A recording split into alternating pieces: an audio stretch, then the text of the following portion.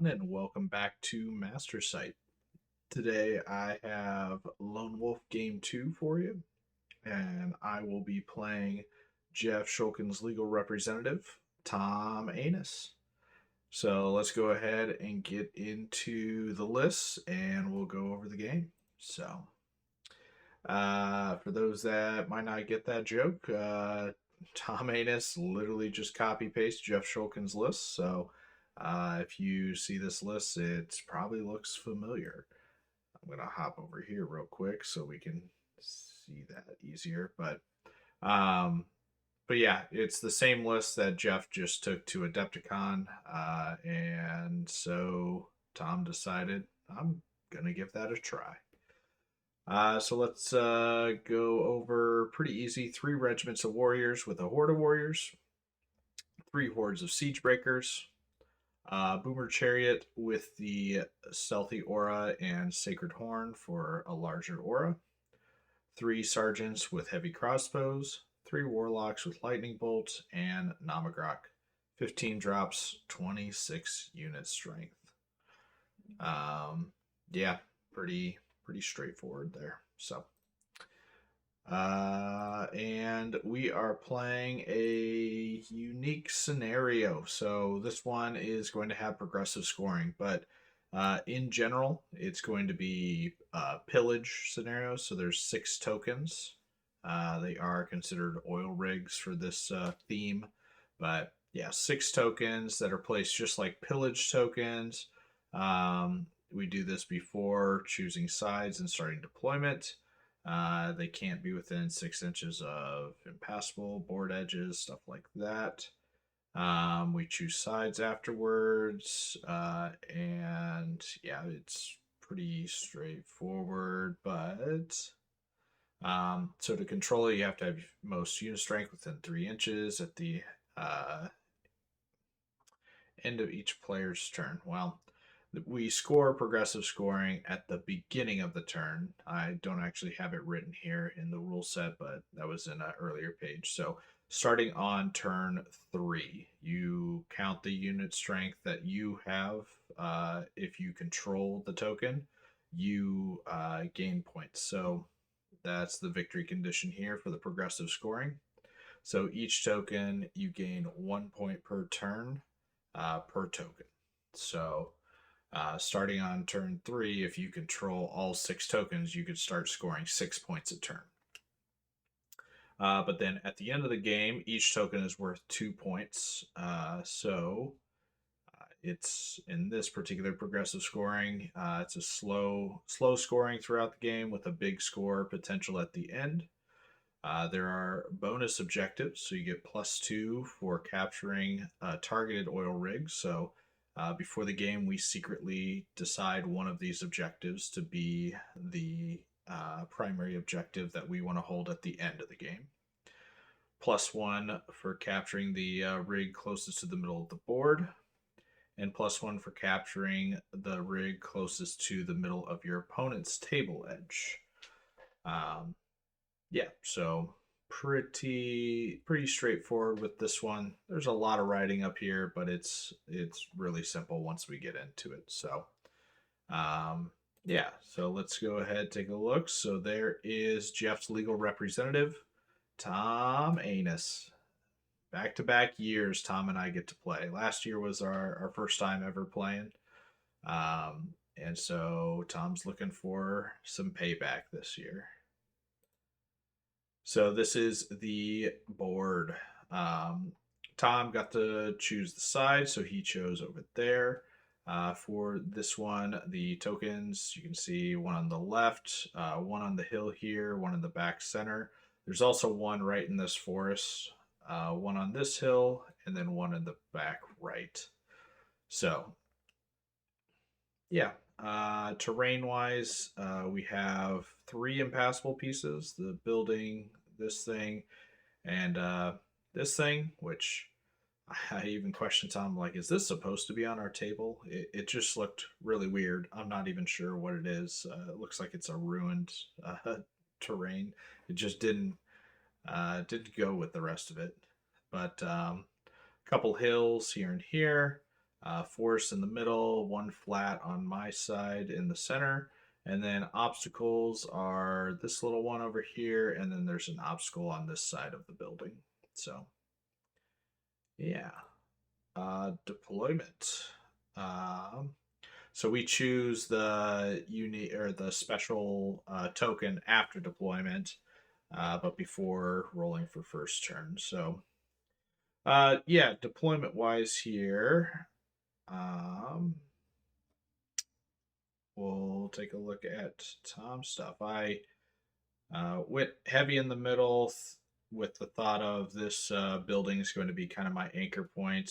Normally, I do a denied flank, but it's a little hard to do so on this board with the tokens and everything. So my goal is to use this building as kind of the anchor point to swing the door across over here. So Tom had put down, we'll go into his, but uh, Tom had put down these four hordes all in a row on this side here. Because this middle one is going to be worth extras to us at the end of the game. And he wanted to make sure that he could, fight for these two and that one. He was really looking at these four his that he wants to control. So I get exactly why he did it here, but my thought being that he really showed his hand early.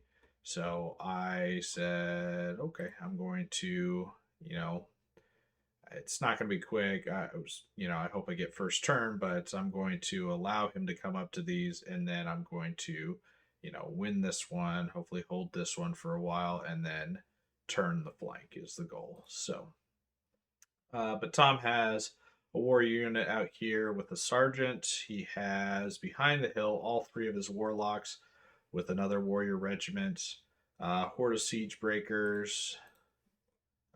He has his ranger. He has another two hordes of siege breakers with Nam in the middle, stealthy aura guys in the back. He has his warriors out on the right with the regiment of warriors, and then both other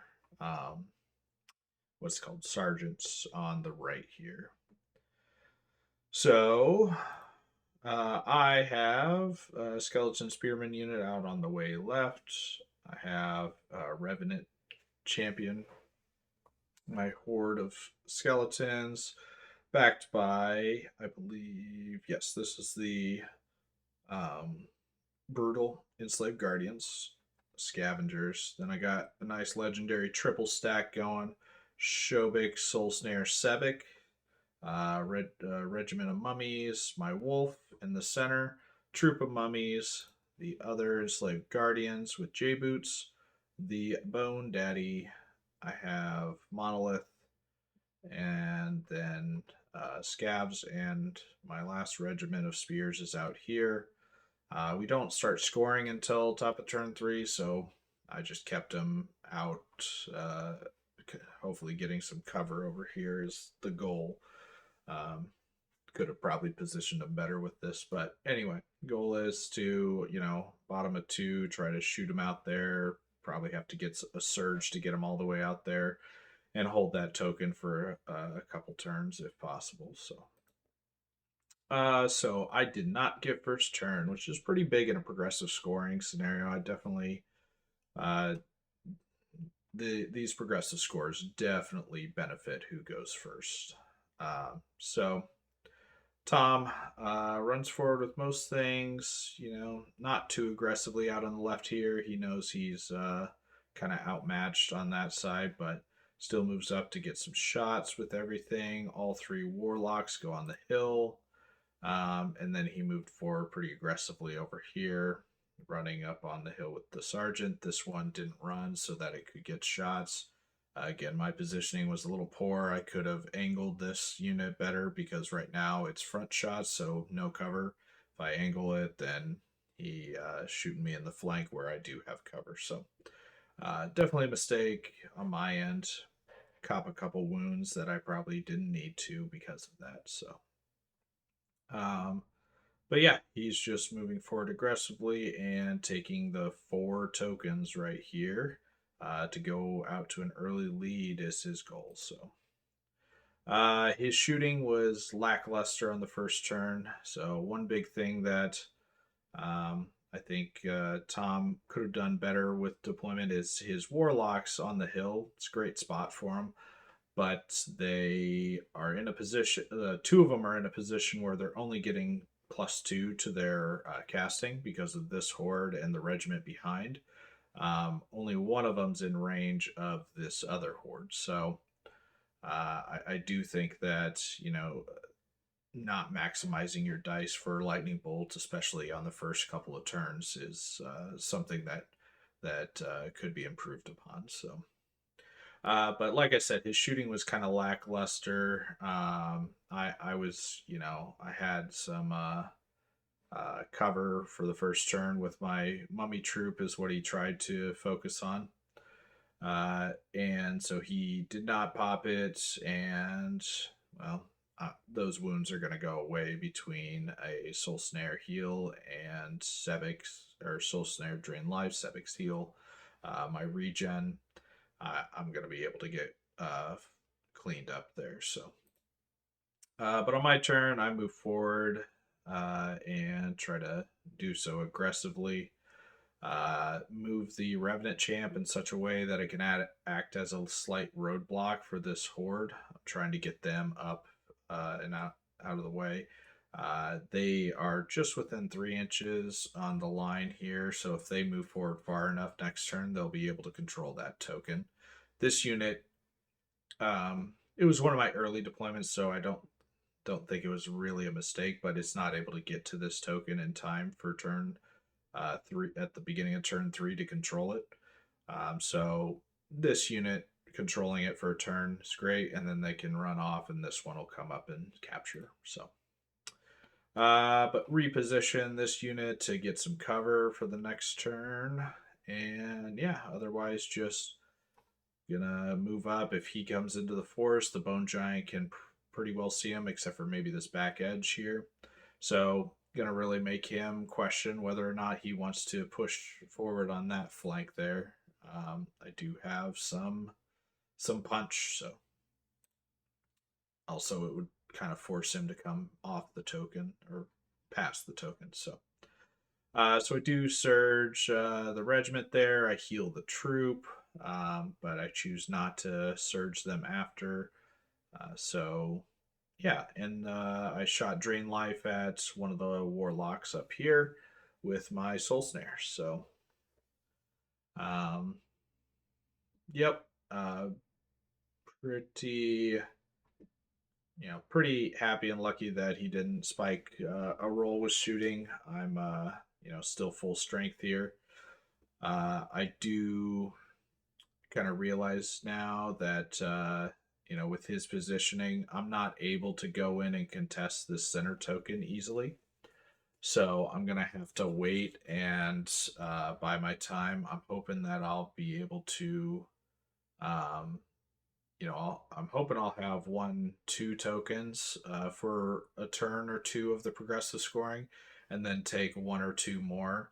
And if everything goes well, maybe get 1 more by the end of the game. But my goal is to understand that I'm going to be behind or on the back foot, mainly because Tom got first turn. There's really no way I can put myself in a positive scoring position by engaging him early.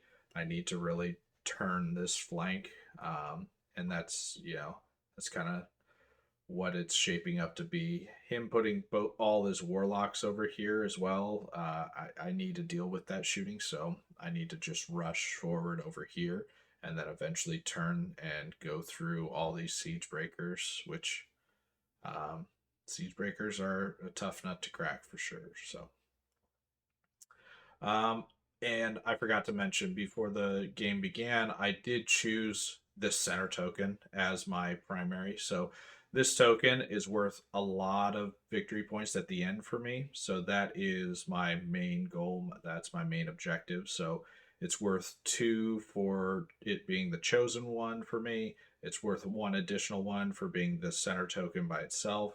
And in fact, it is worth 1 point for Tom for controlling that, because that's the closest to my back center board. So I want to deny Tom 1 point and get 3 points of my own.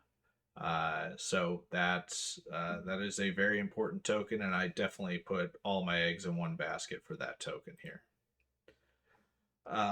We move the trees. What else happened? Oh, Tom didn't move forward all too much. So this is movement here. He shuffled a little bit over here, making sure I can't get charges with too many things. He did move up to basically block off the ability for Shobik to get surged into the flank of these uh, what's called siege breakers. Um, some people might look at this and ask, well, why didn't he just, start turning the siege breakers? Well, the answer is because this bone giant, if he turns them too much, will just move forward, come into the flank that way.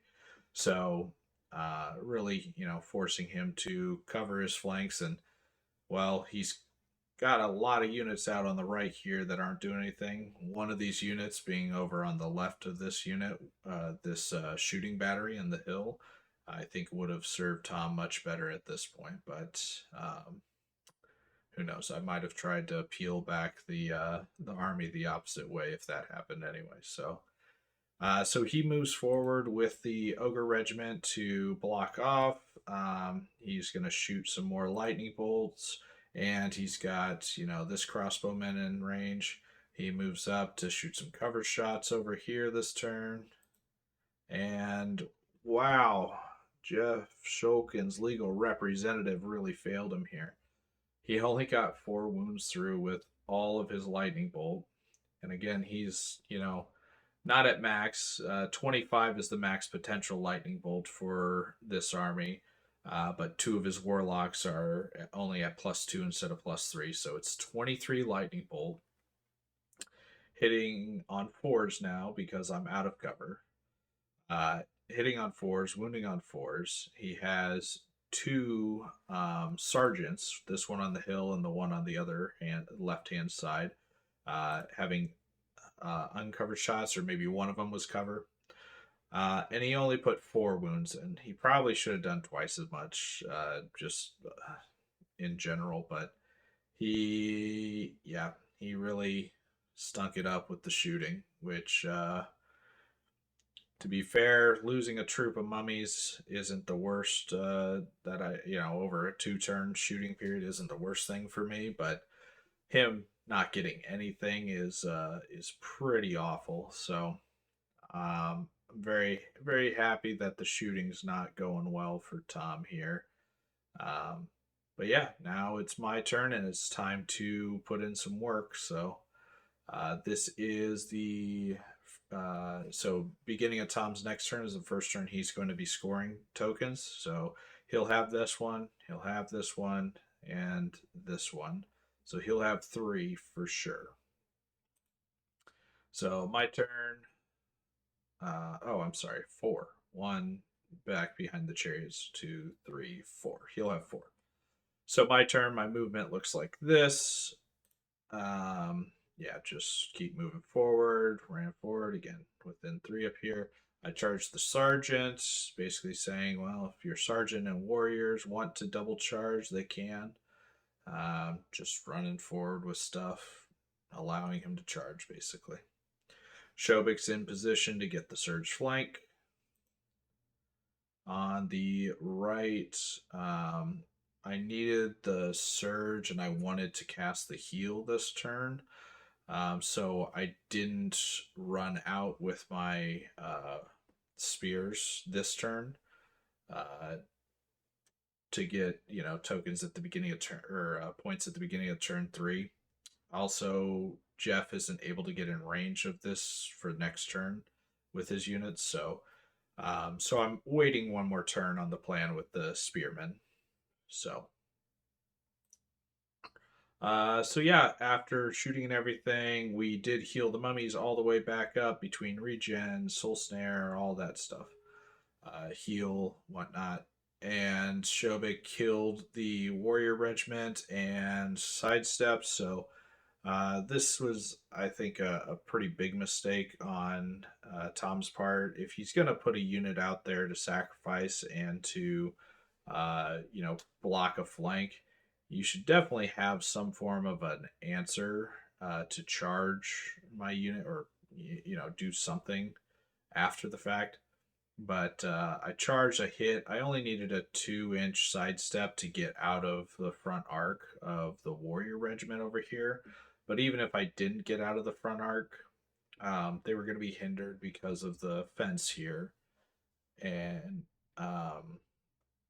and there's nothing else. So it would have been 27 attacks, hitting on 4s, wounding on 5s. I mean, Shobik's going to live through that. So Shobik is in the ideal position that we want him in. The Ogre Warlocks off the hill, they're not going to do shit to him. And he's just going to, he killed a unit turn 2. He might kill a unit every other turn this game. Let's see. So this is what it looks like for Tom. And I put a few wounds into the sergeant, but didn't waver him or anything. So on Tom's turn, he runs forward. And he comes into the forest a little bit. He's creating a battle line, understanding that he needs to turn his battle line. He does back up this horde of siege breakers. So he wasn't able to turn them, but he's creating the wall. Gonna make me fight through it here. He did take a warlock off the hill into the front of Shobik to block him off.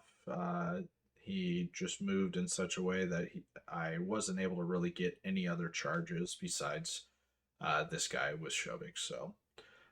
So good positioning as far as a block off goes from Tom on this turn. He backed up so my horde can't charge the warriors this turn. And I had wavered one of his warlocks last turn with the soul snare. So yeah, his shooting did something. It killed the mummy troop this turn. So that mummy troop should have died last turn, but he shoots at it with less shots this turn and picks it up. So yeah, that definitely happens. I'm not upset at that by any means. It was doomed from the beginning. So Tom's turn. Nothing. He doesn't really do much besides hit the kill the mummy troop with shooting. He hits my lone wolf a little bit with his sergeant. Otherwise, pretty just positional turn for him. So this is what it looks like at the beginning of my turn 3. I will say that beginning of Tom's turn, he did score his 4 points.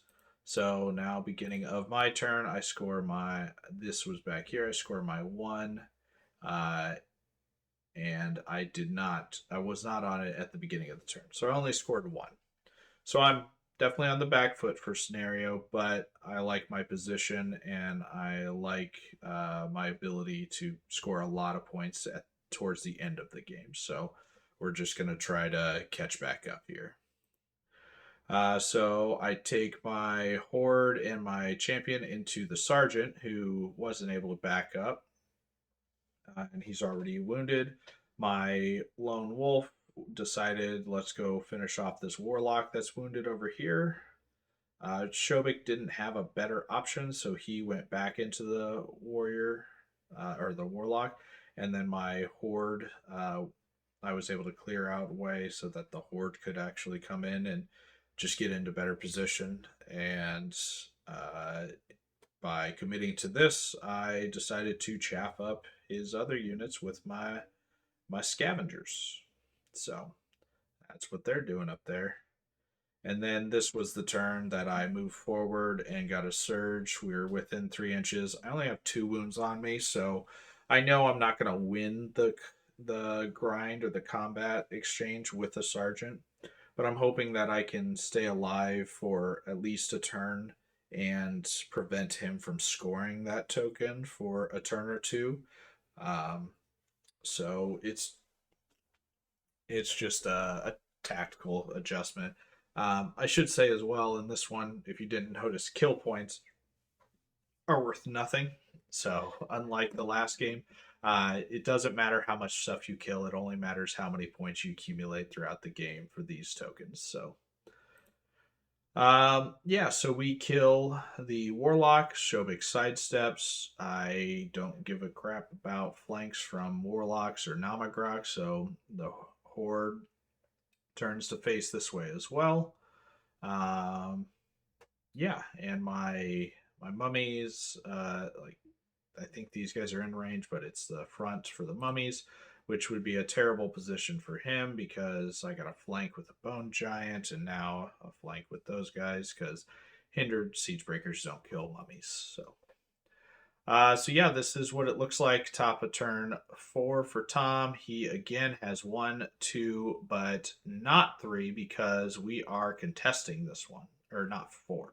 He has 1, 2, 3 tokens, but the scavs is 1, Shobik's 1, and 3, so that's 5 points contesting this token, and he has 1, 2, 3, 4, 5 as well. So we are stemming the bleeding here. So he got 4 for the first progressive scoring turn and only 3 now. So he's up to 7 to our 1 currently. But yeah, we'll like I said, hopefully we'll get some more. So Tom went ahead and did some charges as we expected. I believe I did kill that sergeant out there, and so his warriors are just engaging with this horde that should be a combat I eventually win, especially with any support like my character over here. Uh, yeah, and then he's going to clean up the scavengers. He moves where his warlock runs this way. I think just to keep an inspiring source alive for his line over here. And Namagrok moved into a position to eat a charge from Shobik. And Shobik can't declare a charge on these siege breakers here, but we'll see what Shobik can do next turn. He does come into the skeletons, and he's just sitting on the hill, keeping that alive. So he does realize he can move his stuff in range to be charged by the bone giant at this point, and he's definitely giving me charges. But again, we need to wait and just buy our time so that way we can eventually commit to these units when we're also collapsing the flanks so that he can't countercharge us here. So yeah, maybe another turn, maybe 2. We'll see. We'll see what Shobik's able to do. Um, Disaster strikes. He kills the spearman unit. It's not terribly out of the realm of possibility. I was uninspired. I already had 2 wounds on me. So he has brutal. So basically, he does like 3 or 4 wounds. He needs like an 8 one time. So very unfortunate. We wanted to score at least 1. 1 point would have been what I expected. 2 points would have been a miracle, but we already got a miracle with the troop of mummies living as long as they did. So this is what it looks like for my turn 4. So token wise, we have just the 1 again over here. We were contesting that one because he moved a unit strength away and killed one of my unit strengths, so it was 4-4 still. So yeah, we only have 1 again for turn 2, so it's 7 points to Tom to our 2 points right now. So yeah, we need to make up for some lost time here. But yeah, positioning wise, you'll notice that Shobik is further back, but we moved him so he wouldn't fall off the hill. Shobik, all he did from his previous position is, I'll show you here, is he just sidestepped. So I can sidestep far enough to go past Nam. It's going to be, I believe it was a 5-inch surge to get into the flank of these guys where they are. Or no, he sidestepped them. So it was only going to be like a 4-inch surge, 3 or 4-inch surge. Either way, I got the monolith and I got Sevik in position if needed. So So yeah, we're not dealing with Nom at all. I'm not afraid of only his lightning bolt or his little bit of heal. Our plan is let's go kill all these siege breakers and start getting some points. So we engage the line across. So our mummies were able to go in the front, scavs go in to block up, and the bone giant's gonna go into the warriors over here. I also run forward, well, run as fast as EoD can anyway.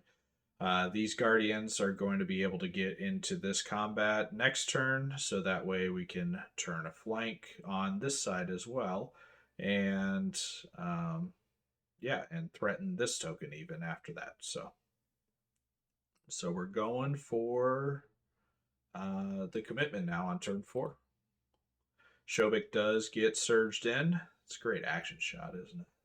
Also, the wolf behind the hill, he killed the warlock last turn, so now he's going after the this troop. Over. Hopefully, we can kill that over a couple turns and start denying him that token. If I can control that at the end of the turn, it's worth an additional victory point for me. So, definitely want to do that if possible. And this is his ranger. Oh, I forgot the ranger in that math too. On the turn that he completely whiffed against the mummy troop, the ranger shot as well. So it was just even worse than I originally remember. Yeah, so Shobik and the enslaved guardians equals dead siegebreaker unit. I overrun to this position because he can't block me now with a cheapo warlock to run in front. So I got a lucky like 5-inch overrun or something. So he's not able to break the mummies. We're going to get another flank. Good luck breaking mummies. And that's how that turned out.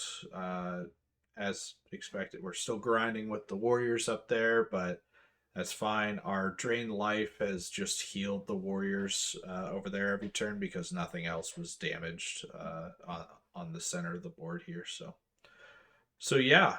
Oh, another big thing to shout out from this picture is that wolf went in and soloed that troop of chariots. Man, that wolf is a fucking champion. So he couldn't kill berserker troops last game, which he had 8 attacks last game. So this game when he has 6 attacks, he's like, oh, 11, 13 nerve, I can kill that, no problem. Um, yeah, I just got lucky. So yeah, this is the turn for top of 5 for Tom. So he has this token now, so he is actually scoring 3 tokens. The center one, no, he is not scoring the center one because he only has 6 unit strength. My bone giant, my scavengers, and my regiment are in, so that is also 6 unit strength. I killed his unit back here, so he is only scoring 2 tokens this turn. So that puts him up to 9 to my 2 currently. So yeah, like I said, we knew we were going to be stemming the bleeding later in the game, and now we just need to win ourselves and get the tokens in our control, especially at the end of the game because they're worth twice as much. So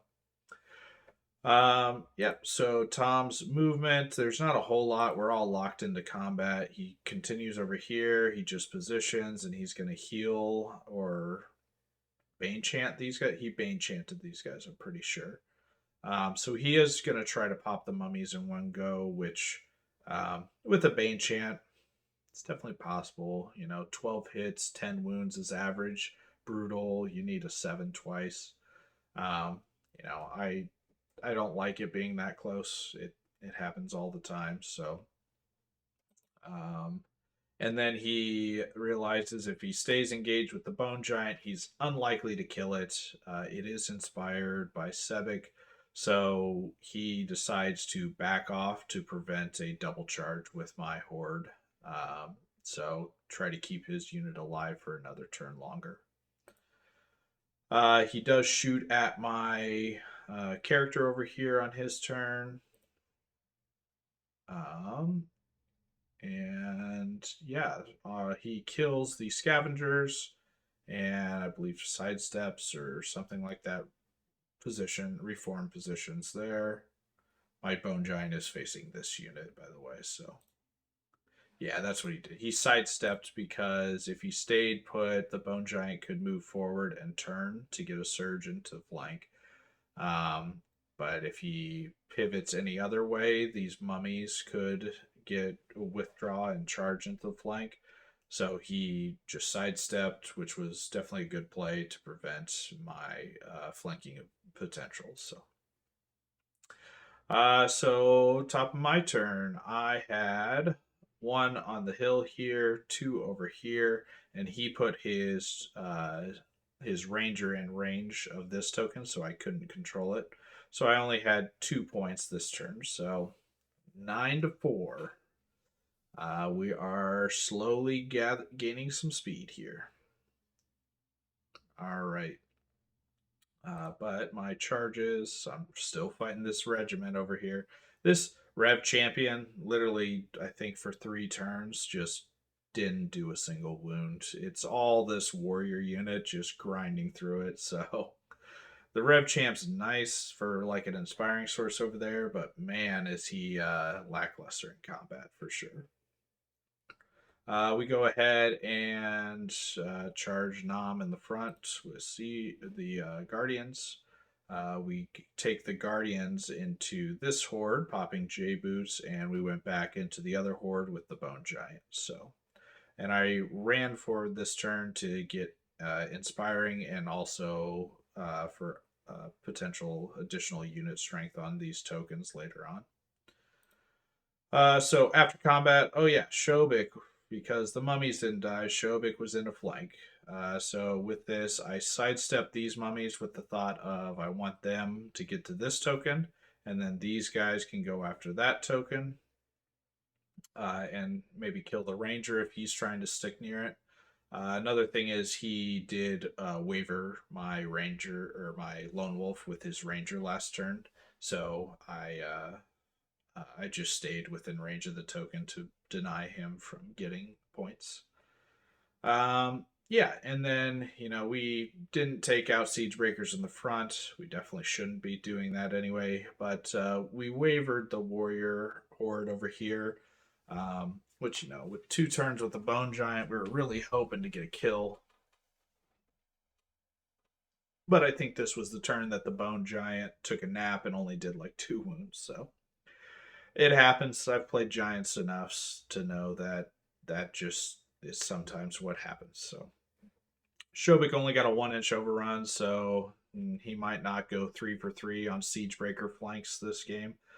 But man, has he been money? He warrior regiment, a warlock, a Siegebreaker this turn, and it's only turn 5. There might be another turn. There will be another turn, maybe 2. So that was my turn. Didn't break anything else. So beginning a turn for Tom. He does not control the center. He only controls these 2 out here again. So 11 points for Tom and 4 points for me. So yeah. On his turn, movement. Again, most stuff's locked up. There's really not much. He did move at the double with the Ranger to get him as far away from my unit as possible. Oh, I forgot to say, I did kill Nam over here, which is pretty lucky, I think. He's defense 5, but I might have I drained life Nam as well, so I got a couple wounds on him before that combat, so that does help. Anyway, he moved his ranger out of 12 inches of my horde here. And he's going to shoot at my wolf again. So his goal is to just hold on to this token as long as possible, get some value out of it. He moved at the double. He moved just over 6 inches in order to do this because he didn't want to lose his ranger this turn. So, yeah. So good move by Tom there. And then it was just counter charge, counter charge. He moved his Warlock up here. I don't know his real position. Oh, he wanted to be within 3 inches of the token, so I just have to deal with him. But yeah. Um. So yeah, nothing really happened though. He didn't kill anything. He's shooting a little bit at the big, uh, the monolith, but yeah, nothing really happened. So, and because his ranger moved at the double, it's not shooting my guy. So, yeah, my turn. I have 2 tokens. I do not control the middle token. I need to kill this horde to be able to get it. So, we're like I said, we stemmed the bleeding. We're only trading 2 for 2 now, but we really need to start scoring more. And I think this is the turn that we're going to do it. So, bottom of 5. I do the exchange. I was talking about the mummies went back over for this token. This warrior or enslaved guardian horde is going after this one. I just need like a 2-inch surge to get in range of the token. Um, but because he was just out of 12, so 7-inch surge gets me into the ranger. But I'm going to shoot at the ranger with the soul snare. And, maybe eventually I'll kill this warrior regiment. Who knows? Uh, yeah. And then in the middle, I went ahead and just withdrew and took a hindered, withdrawn flank into this warlock.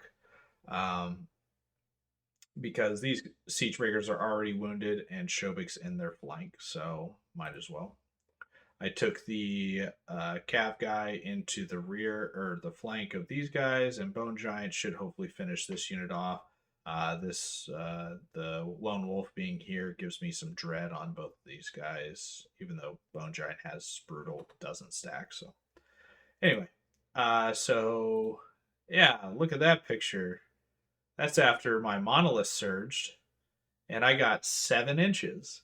And look, I'm in combat with his ranger now. Just some stupid bullshit to add insult to injury at this point.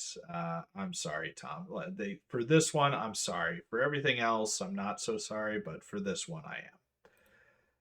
So after combat, we don't kill the warlock, but we do kill both the other hordes that were left here. And we just did a couple wounds up here. I don't think we killed this. Maybe we do. Let's look.